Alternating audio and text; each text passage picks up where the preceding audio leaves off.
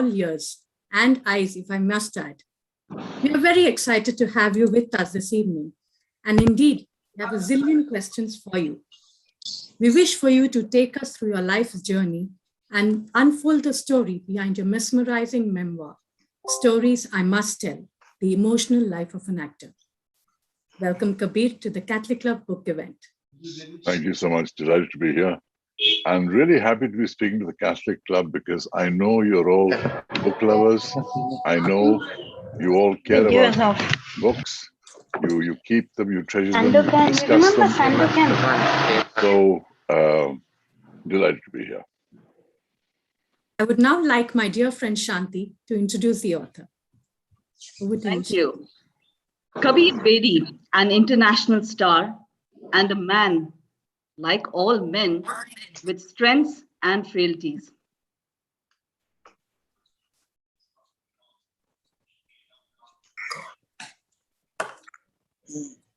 Muted.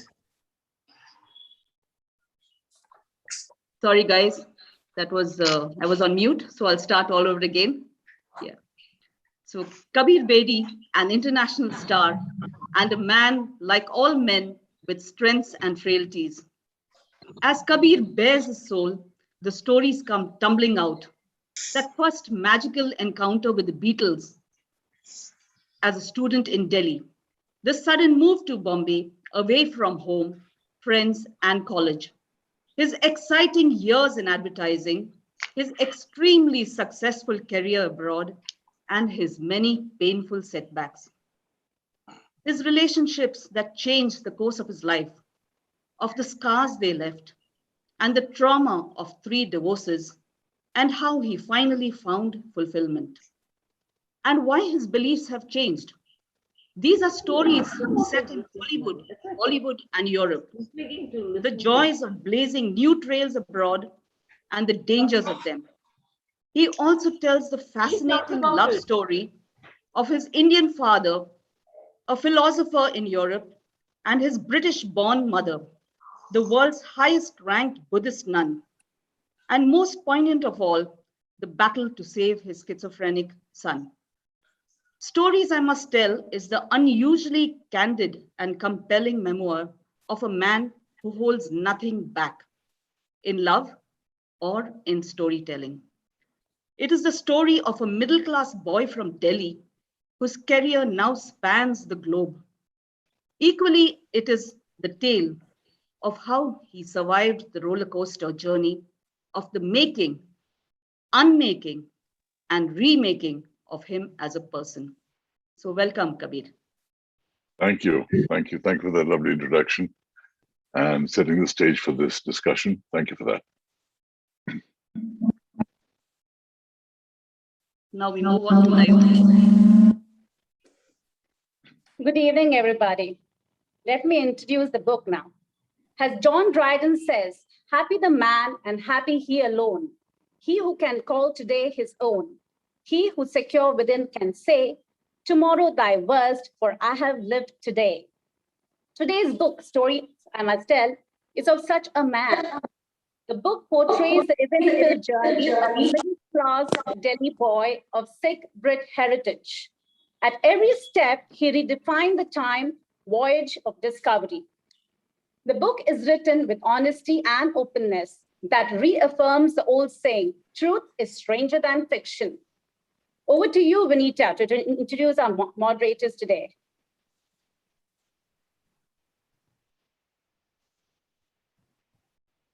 Thank you, Naomi. Well, we're having 3 moderators today, and I start by introducing Reena. Don't let her demure appearance deceive you. She is a bookworm, well organized with great PR skills, thanks to which we have an event like this today. Reena Pereira is a human resources and communication professional. She has held seminars, leadership positions in multinationals like Wipro and Standard Chartered Bank, and played an active role in diversity and inclusion. She's the former PTA secretary of St. Joseph's Boys High School, Bangalore, and currently contributes to the Women's Commission under the Archdiocese of Bangalore with key issues that uplift the girl child and empower women. Being a member of Catholic Club, Reena has been an active contributor to literature, the iBrowse group, and the recently held Literature Festival. The next person I introduce is Shanti. Shanti, a powerhouse of ideas and creativity, a fabulous orator. Shanti can anchor any event, pique your interest, and get you to the edge of your seat, wanting to hear more. Shanti's career and personal journey have taken her from bustling Mumbai to Kuwait and then to Bangalore. She's currently Director Asia Pacific for Pixelogic Media, a Burbank-based post-production media company dealing with subtitling and dubbing of Hollywood movies and serials. On a personal front, she has a mini legal department at home with husband, son, and daughter as lawyers. Her escape from all the legal talk is to lunch with the fun eyebrows ladies and indulge in all the other activities of the Catholic class. Samira, diligent and resourceful. Get to know her and you wonder if she has more than 24 hours a day. Well, she doesn't. She's fueled by passion and unwaveringly determined to make things possible. Samira Fernandez is the director of EcoSoul Global and is a professional strategy, marketing, and communication professional with over 2 decades of international experience with companies such as Sun Microsystems, Nokia Jet Airways, Al Ghurair, and St. Francis College. She's a certified change management practitioner UK and also recipient of the Nirbhaya Award. Recently, she was elected in the managing committee of the Bangalore Chamber of Industries and Commerce. She herself is the author of 2 books released by the Deputy Chief Minister earlier this year. Presently, she is the member in charge of the Faith, Ladies and Eyebrows Book Club of Catholic Club. Over to you, Reena. Thank you, Vinita. I think that was a great set of introduction. And to all those who spoke earlier as well, Shanti, Naomi, everyone. I'm sorry, I'm being muted by the host, so I'd just like to continue. Thank you. So first of all, Kabir Bedi, congratulations on this book being a bestseller and deservingly so. I did bring it on release, and very understandably, the chase that ensued got in touch with Parveen ever since. And I absolutely know what you mean by her thanking her for her support, because I did see it. So please convey that to her as well. Certainly, certainly. She was an indispensable part in the creation of this book. I would not have been able to do it without her.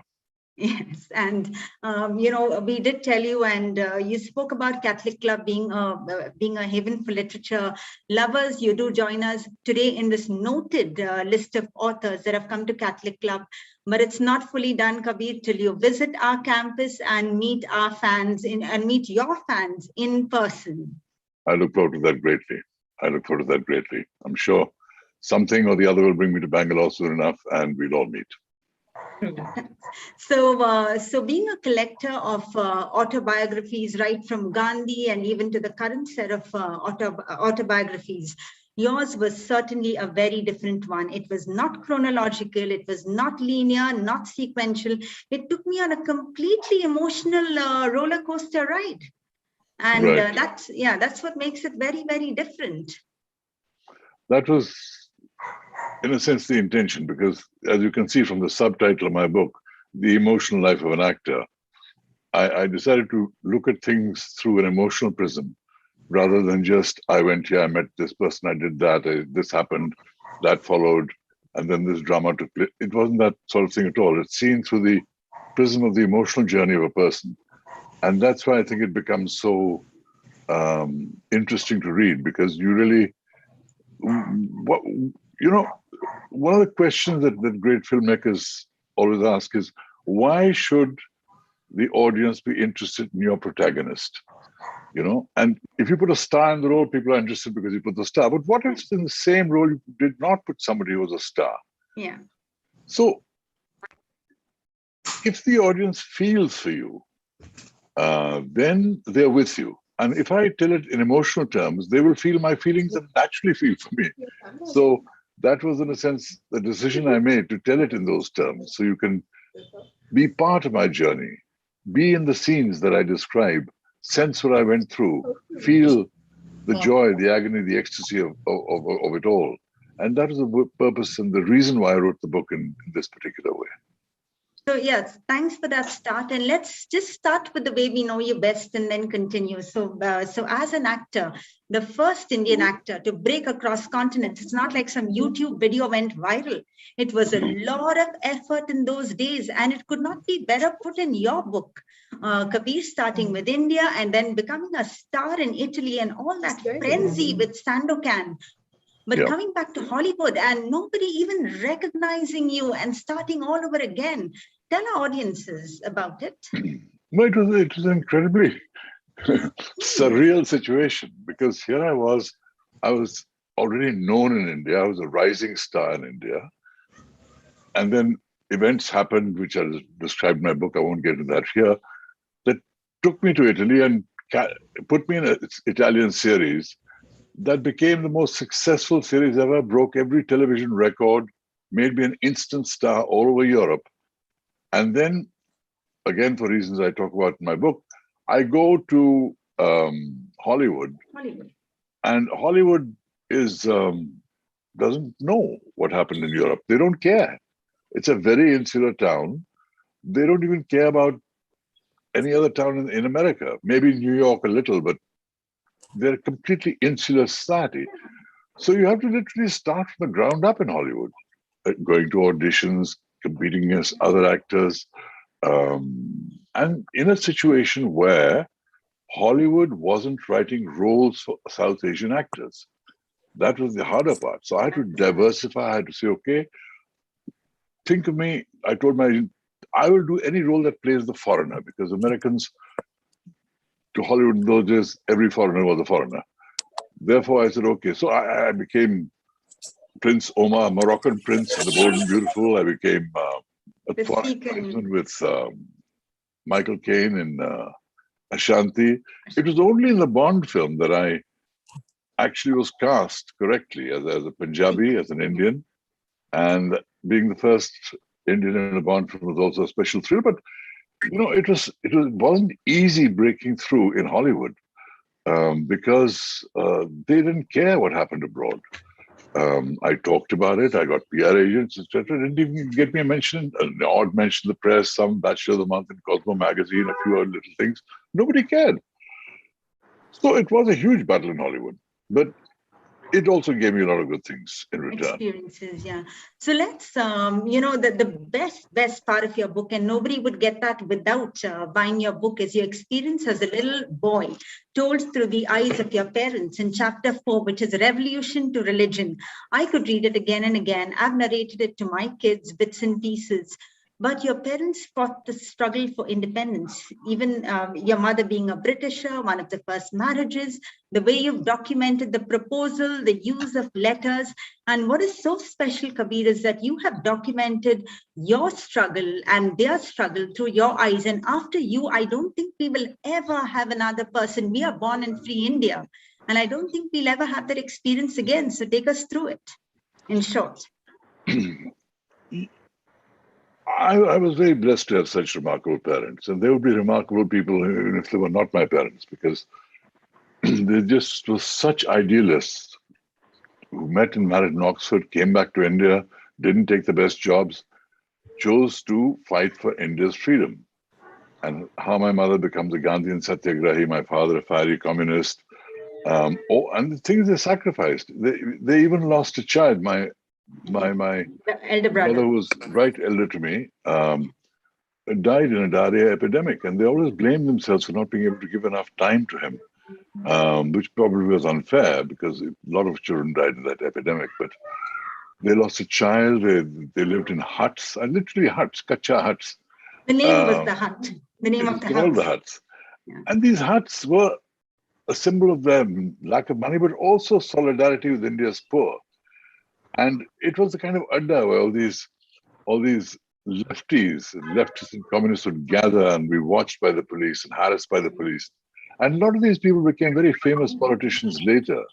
I mean, Gyani Zail Singh became president, Indur Kumar Gujral became Prime Minister of India, Sheikh Abdullah became the ruler of Kashmir, Veer Chalandri became the poet laureate of Pakistan. So a lot of people gathered in those things and shared that struggle. And I think having I wasn't there for a lot of it, but certainly it was all part of family folklore, how my mother led that incredible demonstration of Satyagraha demonstration in our hometown, Dera Baba Nanak, how what it took for her to adjust to, in the beginning, living in a joint family in India, and then bringing up a family with very little means.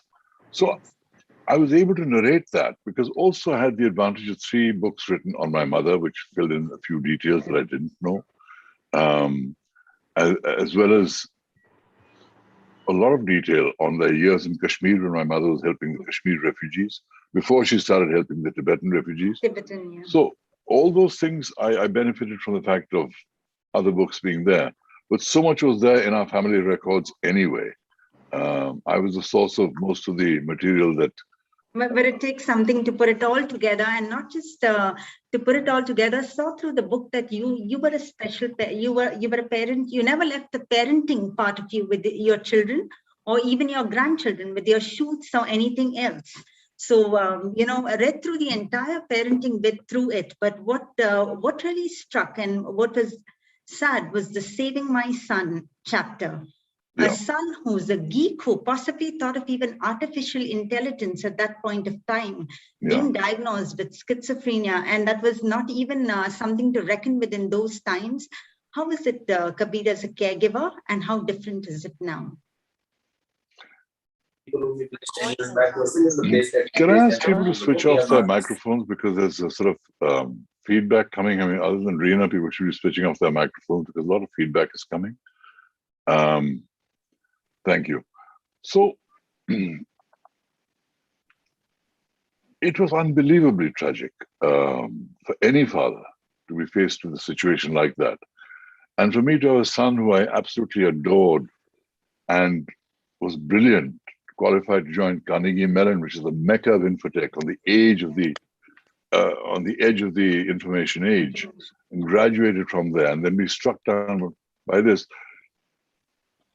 It was a terrible thing because, mental illness has lots of things attached to it. Somebody's just written a very beautiful book published by Westland on the problems of people committing suicide, the shame, the stigma, the secrecy, etc. And my struggle in this story was the struggle of how a father is trying to prevent his son from committing suicide.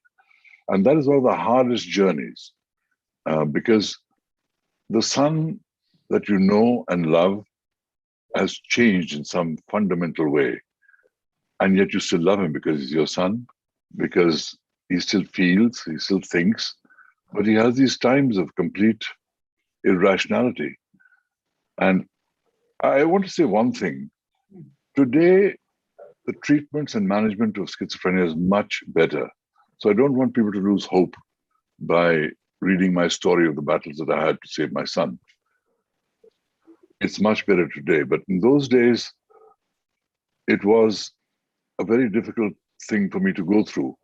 It was even more difficult for me to go back into that time and relive that whole experience and write about it literally scene by scene, in terms of every important scene by important scene, so that people who are reading the book can share that experience of what it takes for a parent to try to prevent his son from committing suicide and the aftermath of it.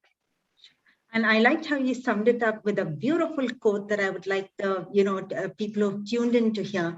The dead will never forgive those who forget to live. Yeah. And let's appreciate the gift of being alive. So that summed it up very beautifully. And possibly before I pass it on to the next moderator, my final question to you would be the final one, from ruin to resurrection. How human, how frail. And I think we all go through this, from a lot to nothing. And that's the pleasures that stardom brings. So could you take us through that part? Really came through the financial bankruptcy, ended up with the knighting and the Cavalier. That was a great resurrection.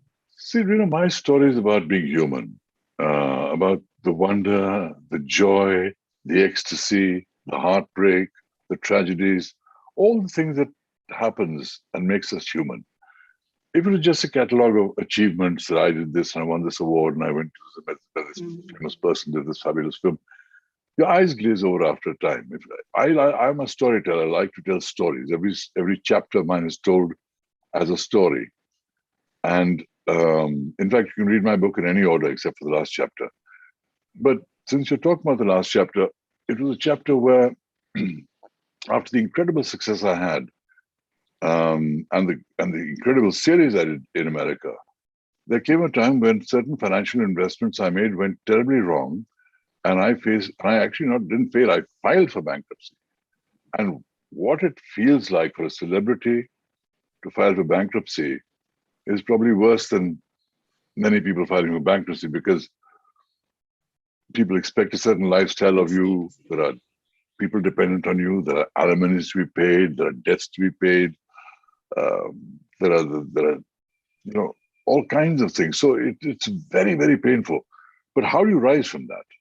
How do you rise? What resources do you go back into yourself and around you to say, I will overcome this? The boy that left Delhi with 700 rupees in his pocket to take on the world is not dead. He is alive, and he's going to fight back with everything he's got in him. And I fought back, brick by cinematic brick. I fought back and rebuilt my career in India and in Italy, and to the extent that I was knighted by the Italian Republic. So it's a real roller coaster of starting from very humble beginnings, achieving a lot even in India, achieving spectacular things in Italy, the hassles of Hollywood, the huge highs of my achievements in Hollywood, plus then the bankruptcy. So it's a story full of drama. And the beauty of my story is not just the highs and lows, the roller coaster of it. It is the emotional journey that I take you through. What happens to people in such situations, the decisions they have to make, the dilemmas they face. And I think that's what makes it interesting, and what traumatizes you within, and what liberates you within. All that is part of my story. And because I've lived a hell of a life. So thanks, Kabir. So we start with that, and we started there on the serious part, but I've left the best for the rest of it. So we engage the audience and we get it going. So I'd call on my next moderator, Shanti. But before that, I must say there are interviews abound and plenty on the internet, but nothing is substitute for this book. The style of writing, the alliterations, metaphors, illustrations, and all of that, it's only complete when this is bought. And Kabir, it's only complete when you come into Catholic Club once again. And on that note, over to you, Shanti. Thank you so much for that, Reena. Thank you. Thank you. Thank you, Reena. Kabir, if there is a word unputdownable, it could be for this book. Thank you. So it's really wonderful. That was my intention, because, I have a very short fuse when I read books. If after the first 2 chapters I'm bored, I just reread after that and put them aside. So, in fact, I made a number of attempts over the last 10 years to write my autobiography. And after 40, 50 pages, I said, I'm bored. I wouldn't carry on with this. I put it aside. So it's only when I found a way of telling it in a way that I believed was unputdownable, that just kept you riveted and compelled to it, that I actually sat down and wrote it. And I think that's why the ad man. The ad man, the theater man, the drama man, the man with short patience, the man that wants to be, it's my responsibility to start reading a book. It's the job of the author to keep me compelled and captured by the book. I'm not obliged to be reading every single page if it's not grabbing me, if it's not interesting me, if it's not having a thrilling conversation with the mind, or reading things that are of extraordinary importance, or things that touch me or move me. If I'm not grabbed, you lose me. And so, as I said, it's your responsibility to start reading my book. It's my responsibility to keep you there. Yeah, I hope there's another book, but let's continue with the interview. So July 7th, 1966, you were a young 20-year-old working for All India Radio when the Beatles swept into town. It's a fascinating story, and I'm not going to go into it because people should buy the book and read about it. But I want to know, Would you say that stodgy, stuffy All India Radio played a major part in launching brand Kabir Bedi? I think so. I think so. Because firstly, I was working for them because I had to work my way through college. I was in St. Stephen's at the time. Because I worked for All India Radio, I managed to get their badge and their tape recorder and actually find a way, which is very interestingly explained, of getting through to their manager and pressurizing him into giving me this interview, the only interview he gave in the whole of Delhi while the press corps was milling around, and how I got into that room. Now, how I got the interview and how I got into that room and what happened in that wonderful interview, I'll leave for people to read. But what I will talk about is that once I got the interview and I gave it to All India Radio, you know, it was a government department. The backroom boys didn't know what they got. They put it on without any fanfare or announcement. Broke my heart. A few weeks later, I went to get the tapes, a copy of the tape of this interview, and they told me they couldn't find it. We investigated more. They'd erased it. Why? And I don't blame them. They didn't have money for tapes. They had to keep reusing tapes. They didn't realize the value of this tape. But that made me stop and think. You know, I've said since then, all through my life, crises are points of power. Because it may not feel like it at the time. You may feel down in the dumps. But if something makes you stop and depresses the hell out of you and you feel to come to the end of a road, it's time to rethink your life and look at the options that come out. Because of that, it forced me to rethink, and it eventually, through an interesting process, set me on the road to, or on the train to Bombay with 700 rupees in my pocket. And yes, in that sense, they were responsible for launching brand Kabir Bedi. Okay. So, Kabir, it was the late 1960s. Change was sweeping all over the world. You know, psychedelic clothes and mini skirts, protests against the Vietnam War. I'm sure, you know, there was those winds of change were also sweeping into Mumbai. So could you give us a sense of the late 1960s, early 70s in Mumbai, you know, and how, from your point of view? Because I know there were many firsts for you during that period. No, the thing is, the 60s were probably the most exciting decade of the last century to be alive. Because it was a time when the two world wars had finished. There was a kind of, till the 1950s, a very macho, militaristic kind of view of the world. Women's rights were also a big issue. Equal employment opportunities, big issue. It was just an old world matriarchal mindset. Come the 60s, suddenly you have the hippie culture. Suddenly you have a whole social, cultural, and sexual revolution happening, because the pill is invented, which gave people freedom. All kinds of brilliant new works of theater, like Hair, etc., start filling the air with these magical sounds.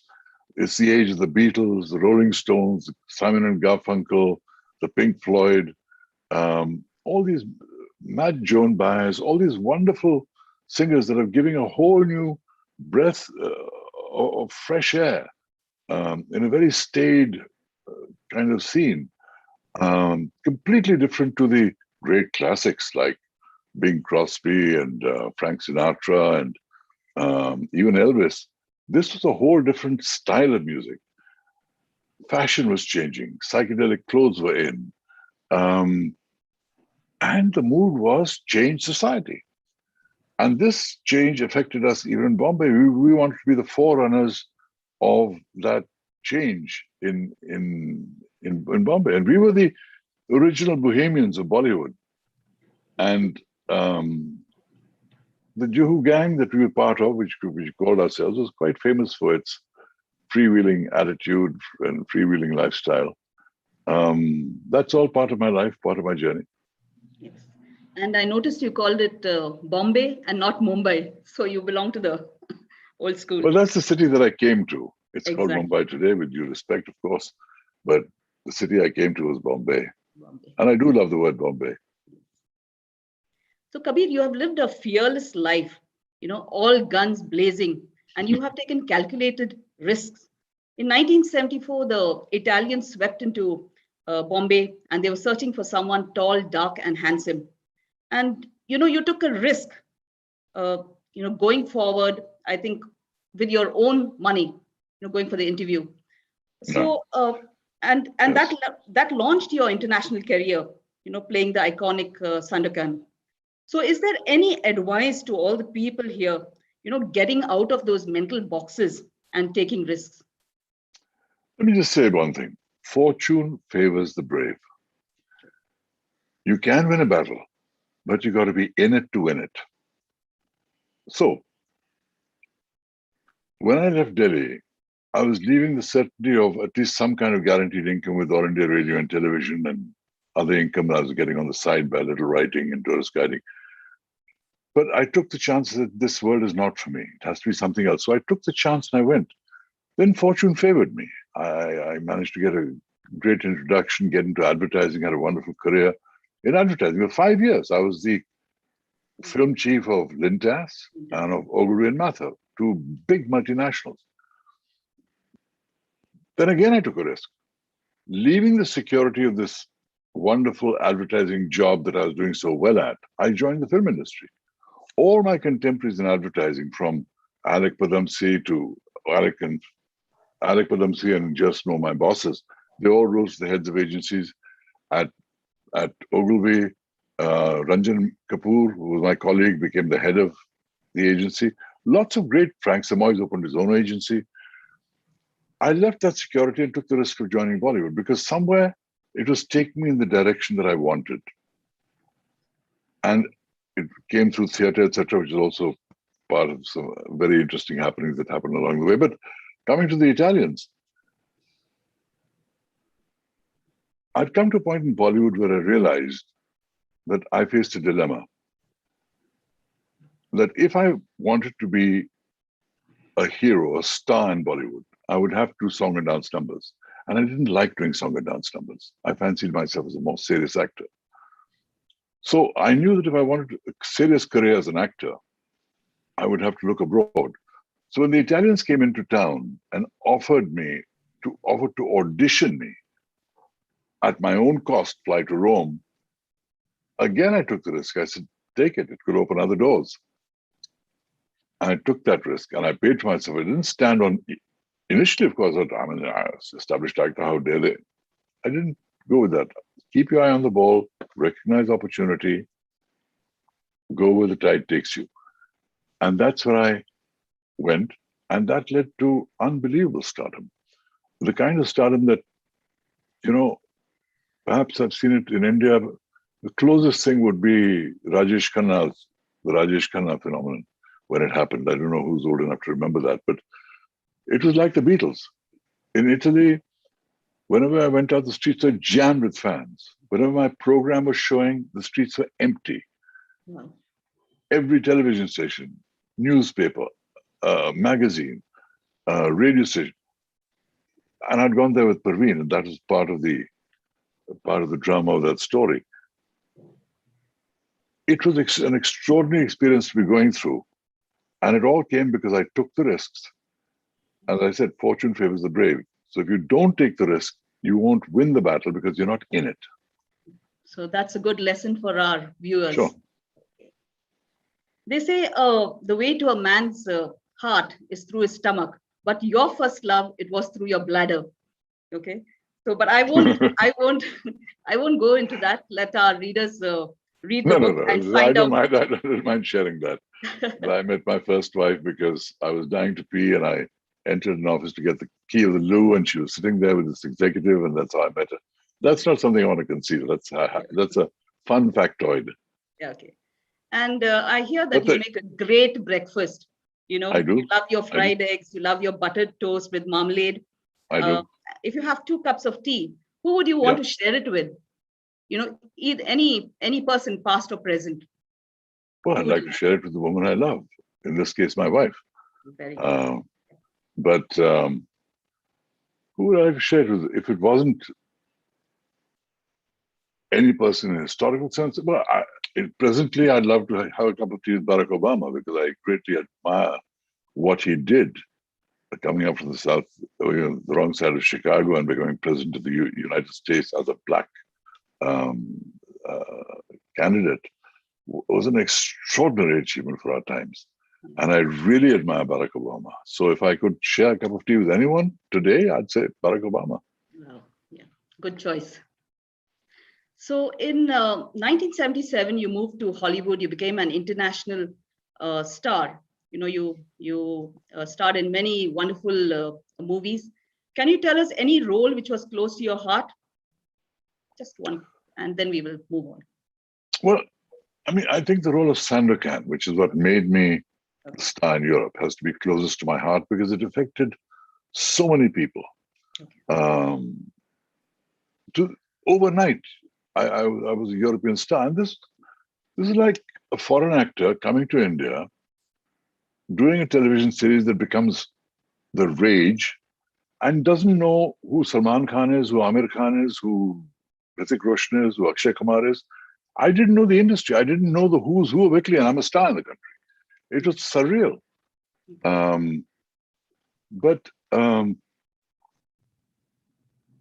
That role has to be the closest to my heart because it changed my life in the most remarkable way.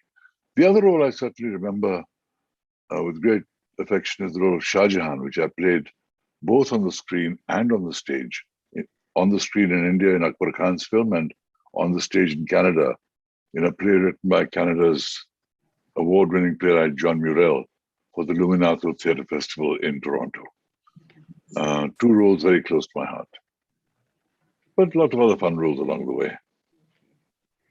So lastly, I want to know the name of your grandson, Omar. Has that anything got to do with the legendary Omar Sharif or Prince Omar of Morocco of Bold and Beautiful fame? Which one? I wish I could say that. I wish I could say that. It's possible that Pooja had that in mind as well. But I think Omar is a name she was very fond of for a long time. So she gave him that name because she liked the name.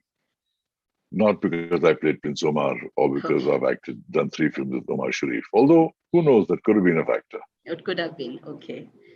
I mean, you've spent a good amount of time in Italy. Do you have a nice sentence for our viewers in Italian? Of course. Italia è un paese molto bella. Deve andare e vedere la bellezza d'Italia. Wow, it sounds very good. That means Italy is a beautiful country. You must go and see the beauty of Italy. Wow. Okay. On that beautiful note, Kabir, I hand you over to Samira, who will take this forward. Thank you so much. Okay. Thank you. Kabir, it's my pleasure. Thank you. Back to me now. And before we start, we're absolutely delighted to have you with us at Catholic Club. You know, I've read the book online, and I should say it's really been amazing because you have really expressed, you know, almost everything about your life to some extent. But my question to you is, you know, what is the larger story of your life, Kabir? And do you really feel that you have done justice in your book? That's a very good question. You know, the difference between fiction and non-fiction is that in fiction, you don't know enough. You have to create backgrounds of people. You have to create their families, where they came from. You have to create it all. Yeah. In non-fiction, you know too much. I could write a 1,000-page book on my life and it still wouldn't cover my life. So, but if I did that, who would read it? Nobody reads 1,000-page books today, except maybe some very dedicated members of the Catholic Club of Bangalore, who are true book lovers. Yeah. In general, people's attention spans have contracted. And I was determined that my book should not exceed 300 pages. As it turned out, it was about 320 pages. And that's with a nice, comfortable size reading type font. And I was very keen on that. I fought for that too. Because I hate squinting. I like a comfortable read. So, and the way I've structured it is through a series of stories to keep the drama alive in each chapter. Therefore, there are many stories, kind of side stories, that I have left out because it took away from the thrust of what I was saying, the main story. The truth of my life, the themes of my life are all there. Many other happenings that were not central to my life, many other people that were not central to, again, the main journey of my life,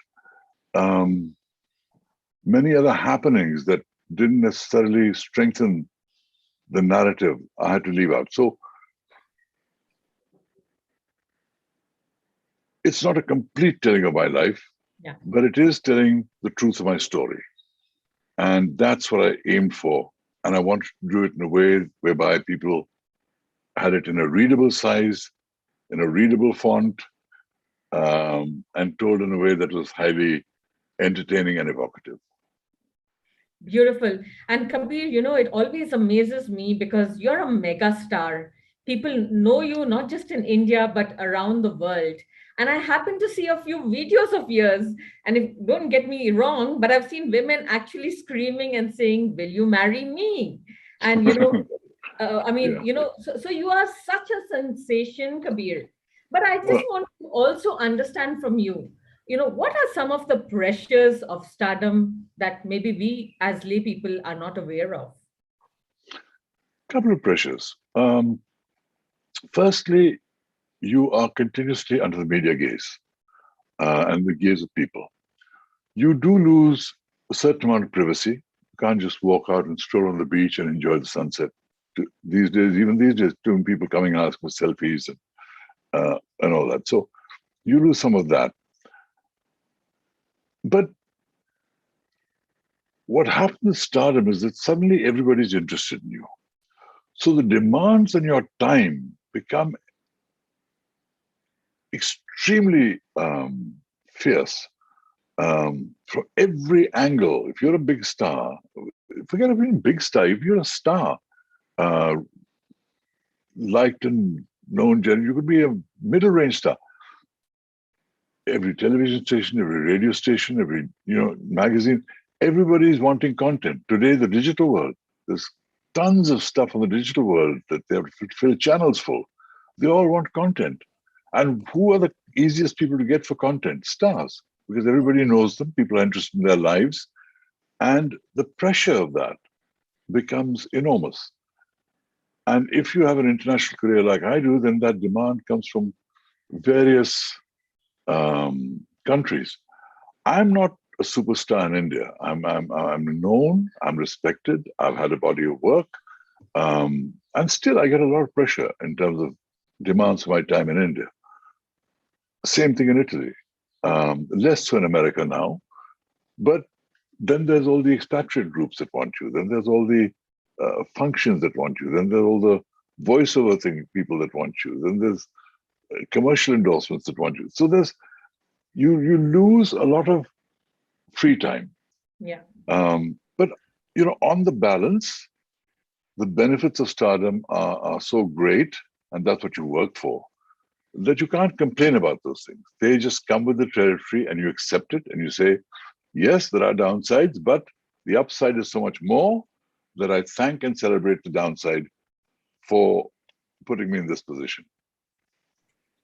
Well explained, and thank you for giving us, an insight into what actually goes on in your world. Because, I think we as readers and viewers always look at the glamorous side of life. So thank you for sharing those insights and giving us reality. Before moving on to a fireside chat or, the fireside rapid fire round, one last question. That man behind you, the photo, I guess that's you at the end of the day, looks really handsome. When was it taken, Kabir? The cover of your book. When was it taken? How old were you then? And can you just, express? I was just.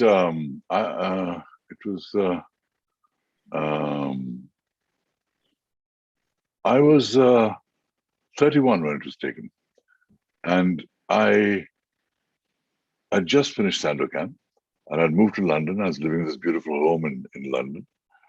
And there was a great photographer called Terry O'Neill, who was the Annie Leibovitz of his age.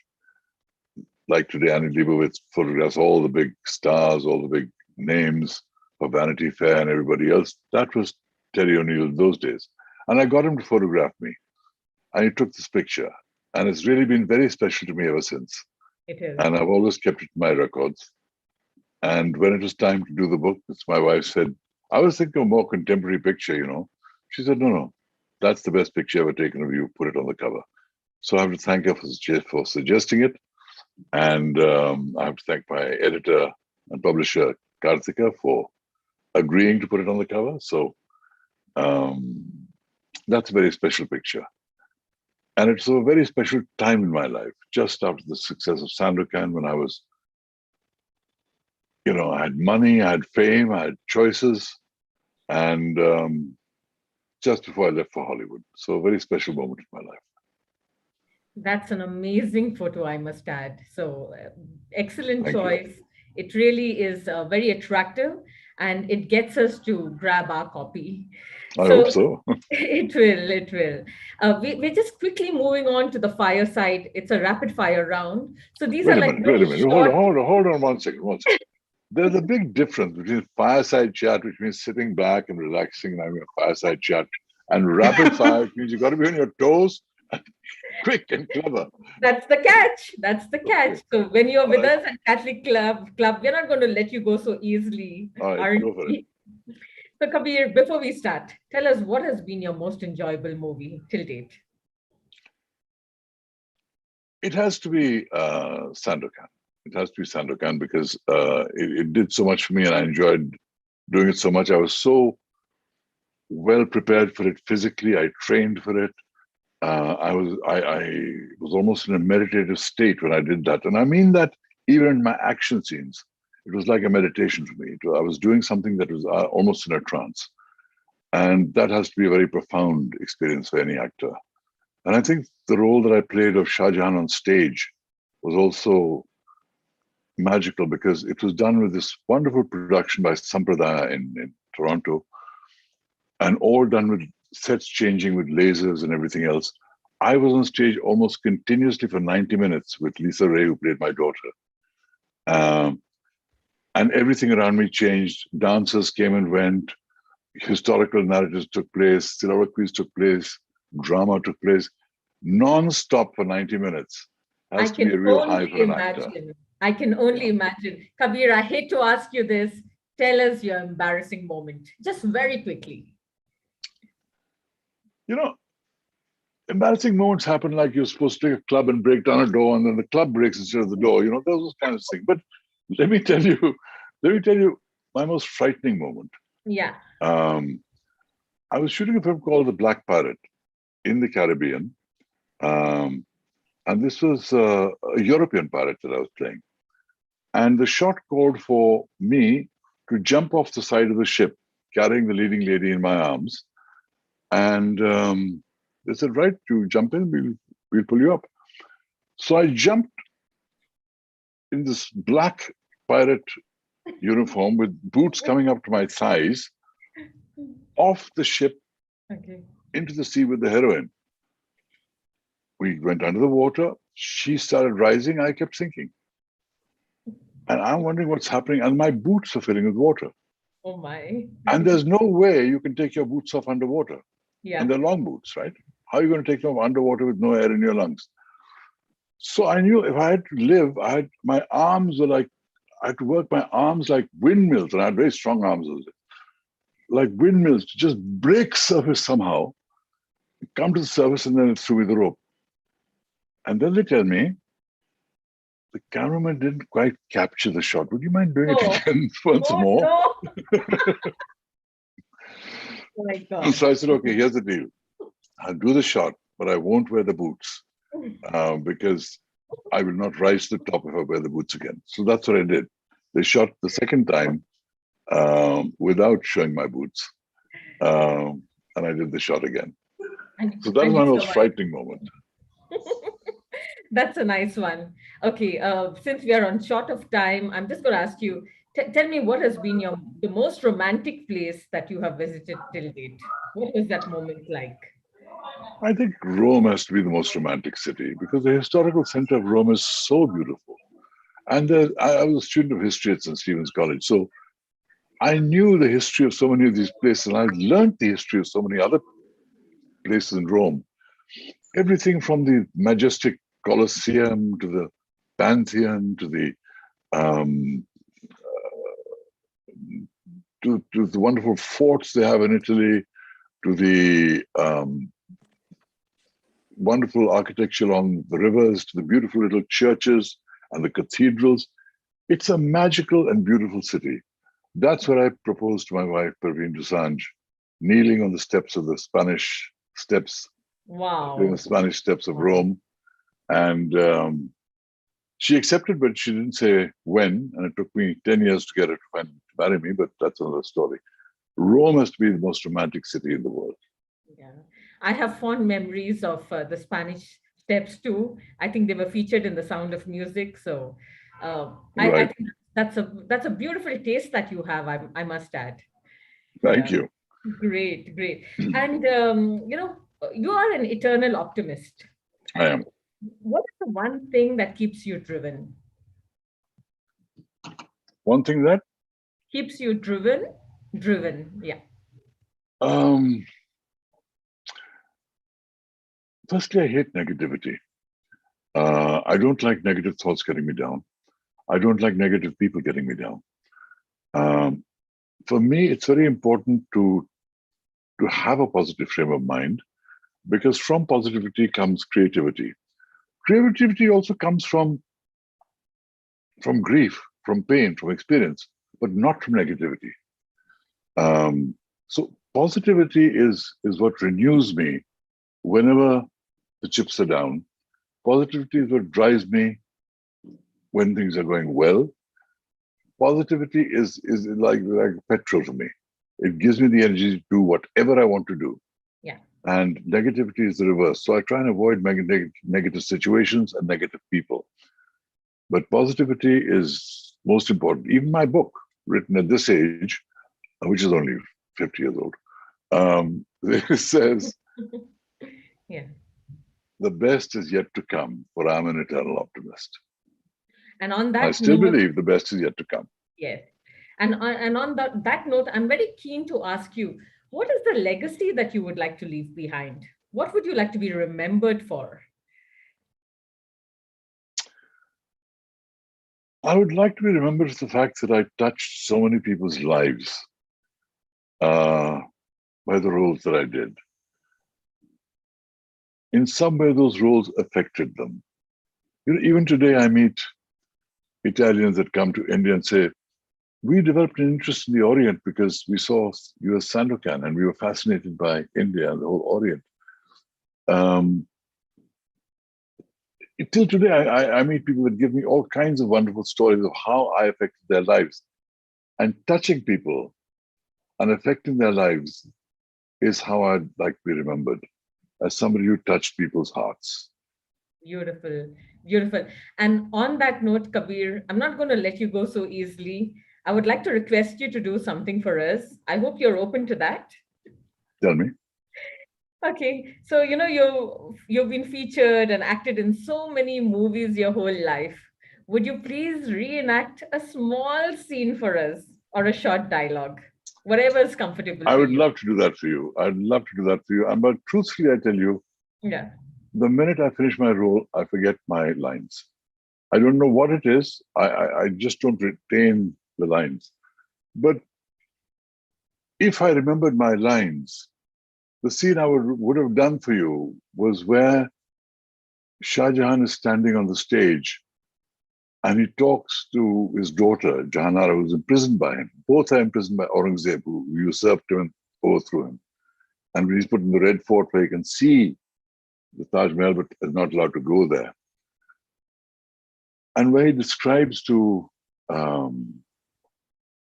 his daughter Jahanara what his vision of the Taj was, of how the gold would be in the seams and how the minarets would rise and all the stones that had come from Bukhara and from China and jade from the South. It's such a moving and lyrical account of Shah Jahan imagining the Taj Mahal that he was going to build and finally built. So if I had the memory, that's what I would have recited for you. Thank you for that. I think that's so beautiful. And before we end, you're a heartthrob to women all across the world. What are your sweet words that you would like to share with the women members of Catholic Club and their guests? Oh boy. Look, I never look at women as objects. I never do. And when I'm talking to such a special group of women, highly qualified, highly intelligent, highly literate, I just want to tell them that I regard most women like them with the greatest respect, because I know they're intelligent, they're caring, they're sensitive, they're bright, they have thinking minds, and those are the kind of women that I respect the most. So I respect you women the most. Well said, Kabir. And I think what you're doing is really empowering women to be strong and stay strong. So thank you for those words of enlightenment and also encouragement, to the members of Catholic Club, our guests, and all viewers across the world who are watching our show today, which is being live streamed. On that note, I would like to say thank you so much. And we would now like to move this discussion forward to everyone out here. If you would like to ask any questions, we can take a maximum of 3 questions. So please unmute yourselves and feel free to ask. Thank you for those lovely questions. Thank you so much. Thanks, Kabir. Just wanted to know what's the biggest lesson you've learned in life so far? Oh boy, I've learned a lot of lessons along the way. When you've risen so high and fallen so hard, there's a lot of lessons you learn along the way. One is never mistake your success for who you are, because success can come and go, but you have to deal with yourself at all times. You are not your job, you are not your success, you are not your failure, you are you, and never lose sight of the strengths within that you.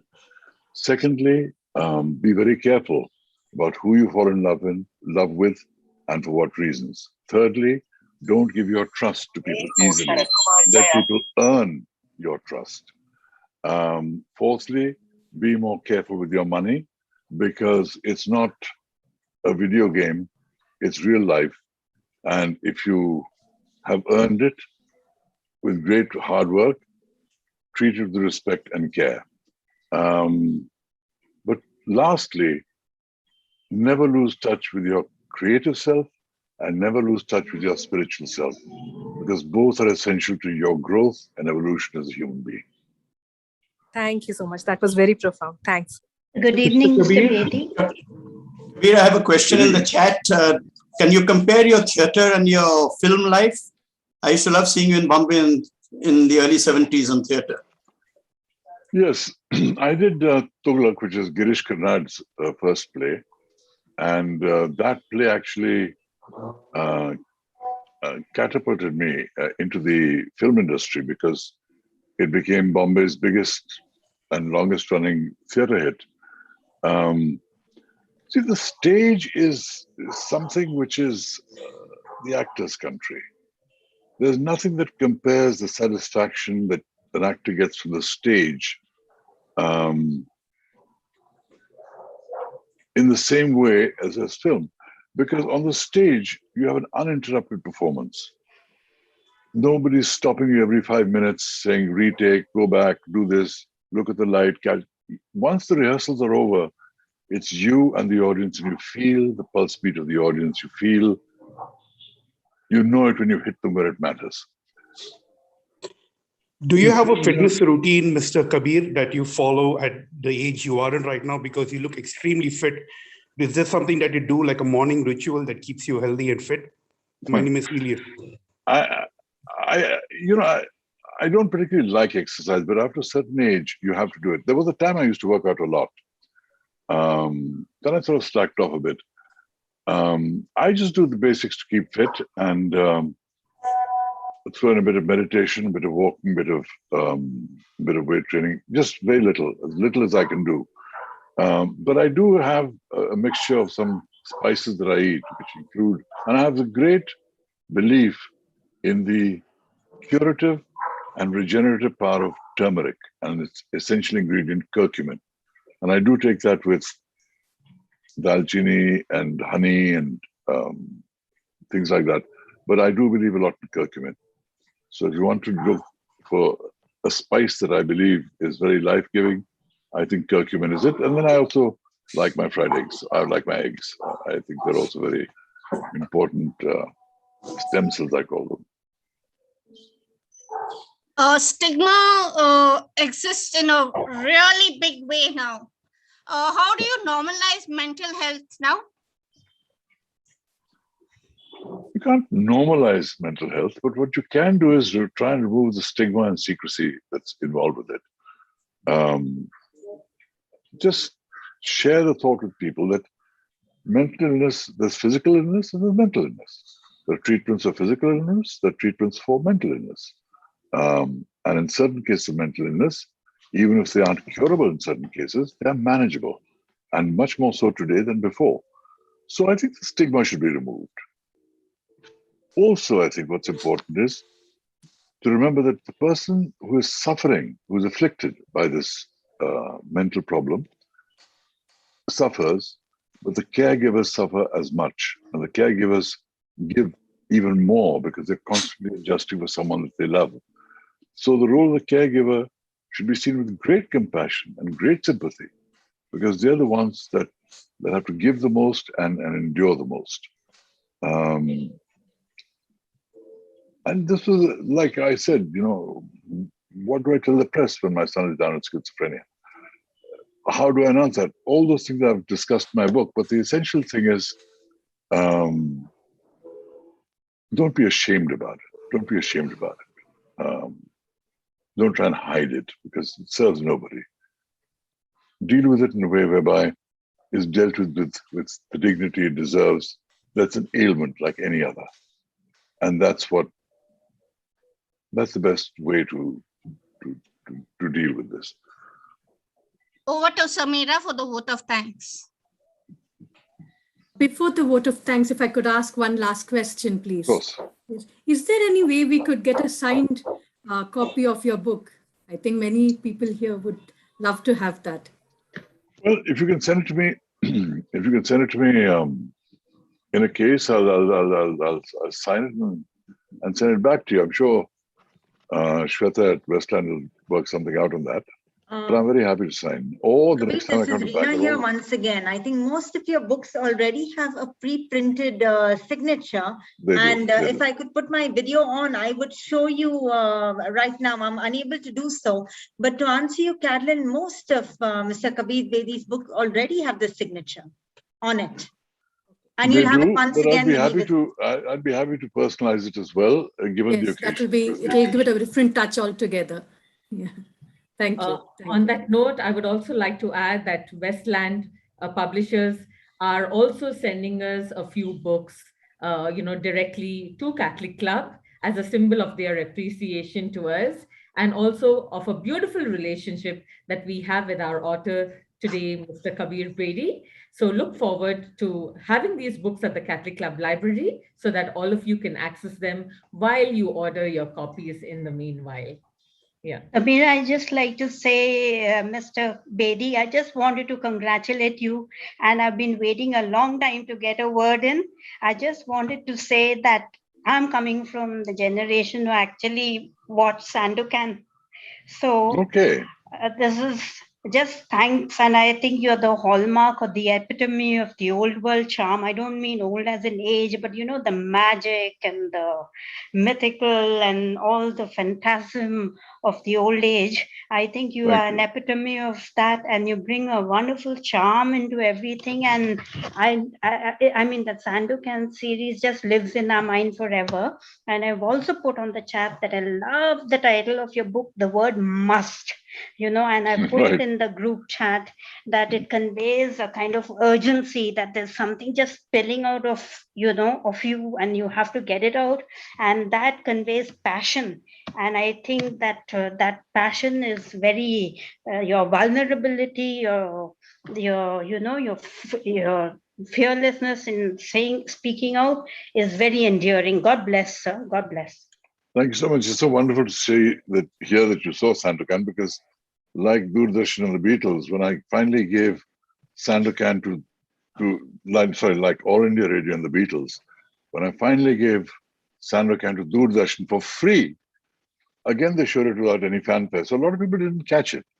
But it was a 6-episode series. By the end, it started getting traction. But they never showed it again. The name Kabir Bedi was synonymous with Sandokan. Thank you. Thank you. I love the fact that you saw it. And I love the fact that you appreciate the candor with which I've written this book, because I've shared many things that people actually like to keep secret, that they don't want to talk about, whether it's about their love life or about their financial life or about their mental life, whatever it is. I just said, tell the story the way it is, let the chips fall where they may, because I've had a wonderful life, a remarkable life, and I'd like to share it. And I think there's enough people out there that would gain from reading my life in terms of what they can get out of it for their own lives. So thank you for your appreciation. Also, I'd like to quickly say, very well done, Kabir. I was one of the, I suppose from the group, one of the few who saw you in Tughlaq. And that I'm from Bombay, not Mumbai, Bombay. And that opening scene, I shall never forget. How they robed you in. Since you mentioned it, let me describe it to the members of the club. Yes, please. This is a scene that, in a sense, was again a moment that changed many things for me. So, I'm playing the Emperor Tughlaq. He was regarded in history as a madman, but he was really ahead of his time. So, when the curtains part on this wonderful historical play, what you see is me standing with my back to the audience, arms out like this. Exactly. And from the back, I look completely naked. Yeah. So the audience went into a collective gasp because they'd never seen something like that on stage before. A naked man standing on the stage. Actually, the family jewels in front were covered by a langot, but that wasn't seen. The shock of that made this the talking point of the whole town. It was a great play, brilliantly directed by Alec Padamsee, crafted magnificently by Girish Karnad. It ran on its own right. But cynics said that it was the sight of my butt that made the play a success. That's not true. It was a dramatic image, though. And that image got so much publicity that it got me invited into Bollywood and all the other things that followed. So you saw that opening scene. I did. That's why it's still etched in my brain. So you can imagine. Which year was that? 70s? Thank you. 71, 72? Which year would that happen? That was in 1970. Correct. Have you mentioned that in your book? This opening scene? Yes, absolutely. Oh, great. The whole story behind the opening scene is all in my book. And Elizabeth, not just the mention, even the picture, every chapter ends with illustrations, and that picture is also captured. Oh, really? With his back to the audience. Oh, wonderful. Look forward to that. Well, on that note, everyone out here, we express our humble gratitude. And as we do that, I think we must never forget that the highest appreciation is not just by uttering words, but to live by them. And with us, we have Kabir, who has been an outstanding person, not just a true human being, not just realistically facing the challenges in this world, not just, a wonder, a joy, a heartbreak, but he makes all of us know what it is to be human. Hearty congratulations to you, Kabir, on behalf Thank of you. all Thank the you. members here at Catholic Club and all those watching today. A strong message. And that message to us is no matter what the trials and tribulations this life can bring, we can overcome. We can. I do hope you enjoy reading my book and you learned at least how I overcame. Yes. And maybe in there are some little learnings for you too. And I think that is the beauty, because at Catholic Club, we also are here together, as one community. And I would like to, also spare out my sincere appreciation to the subcommittee, dynamic set of ladies who have been with us, very overpowering in terms of bringing the community together, creating a very good feel of sisterhood and reaching out, especially during this time of the pandemic and when things are getting better post-pandemic. Well, I would like to also honor and highlight Carol Lobo, Lunita Desa, Shanti Perez, Naomi Raskina, Vinitha Tambuchetti, Rohini De Silva, Tessa Ramapuram, Rohini Majela, Rina Pereira for bringing the book to the club, MICs, the members also who have been part of it. We also have people from the club, Vani, Vinay, and Anthony, who have been with us, to our president, Ricky Patel, the managing committee, and the members of Catholic Club, and our very exciting audience who are with us today. So Kabir, on behalf of all of us, our sincere thanks and humble gratitude for all that you do and continue to do. May you continue to shine on, and we will always be with you in spirit and look forward to welcoming you to Catholic Club someday, sometime. Thanks for organizing this wonderful session. I'm most grateful. Wonderful. Before we go, may I request everyone to kindly switch on their videos? So that it's not allowing us to. I struggled for a long time. Yeah, Rina, you're on. We can see your video. Yeah, that's the host. None of us can be. Yeah, the host is not allowing us to be on. May I request the IT team kindly ensure that everyone's video and audio is switched on, and we will now have a photo session. No, he's gone. What's happened? Yeah, we can see you. We can see you. Okay. So I think at the count of 3, 1, 2, and congratulations, Kabir. Thank you. For this beautiful session. And Thank to you. all of you out here, all of you, thank you for being part of it. Can we all put our heart together so that we send out our love and light to Kabir from all of us here at Bangalore, and so that he only shines more and more. So maybe if we can do this in our videos. God bless. Kabir, God bless, yes. God bless you all, sending love and light from here at Catholic Club all across Bangalore to you. Love and light to all of you too. Kabir, is there any place we can see Sandokan? Is it on YouTube?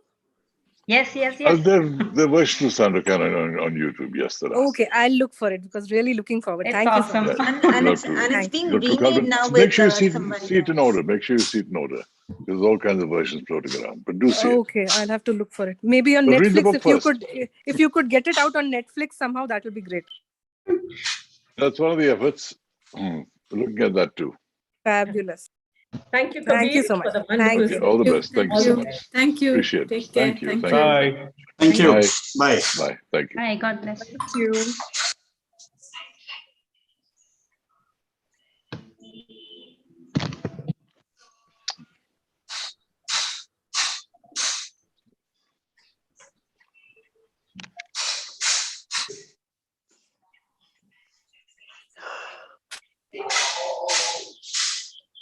Fabulous, Samira. Really amazing. Thank you so much. The whole team. Thank you so much.